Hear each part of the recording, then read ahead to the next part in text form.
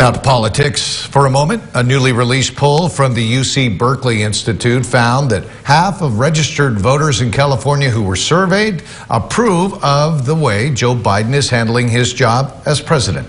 That is significantly higher than the president's national approval rating, which currently sits at about 38%. This is according to a CNBC All-America survey released this week.